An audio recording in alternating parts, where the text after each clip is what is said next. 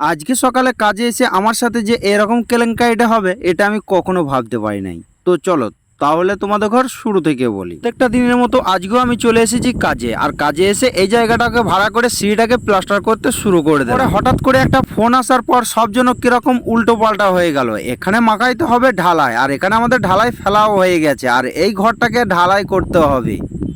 আর হ্যাঁ, তাই আমি তাড়াতাড়ি করে এখানে কাজটা আমি শেষ করে দিলাম। আর সিঁড়িটা আমাকে সকালবেলায় বলেছিল খুব সুন্দর করে কাজটা নেবো, তাই সুন্দর করে কাজটাও করে দিয়েছি। দেখো কত সুন্দর ভালো লাগছে সিঁড়িটা। আমাদের ঠিকাদার কাজটা যেরকম চেয়েছিল সেরকমই করে দিয়েছি, আর বাড়িওয়ালাটারও খুবই পছন্দ হয়েছে। আর বেশি দেরি না করে এদিকে জাঙ্গি মাখাতে লেগেছে ঢালাই, আর আমি এদিকে ঘরে পলিথিনটাকে বিছিয়ে কমপ্লিট করে দিলাম। পরে দেখলাম জাঙ্গি এদিকে একা একাই ঢালাই মাখাচ্ছে, আর খুবই কষ্ট হচ্ছে। আমি আর কি করব, আমি না থাকতে পেরে ঢালাইটাই একটু পানি দিয়ে দিলাম যাতে ঢালাইটা একটু নরম হয়। আমার কাজ যেটা সেটা আমি করতে চলে এলাম। এখানে ওয়াটার লেভেল করেছি পাকা 3 ইঞ্চি করে ঢালাই হবে, তাই আমি টিপ করতে শুরু করলাম। আর এইদিকে শাহজাহান ঢালাই বইতে শুরু করে দিল।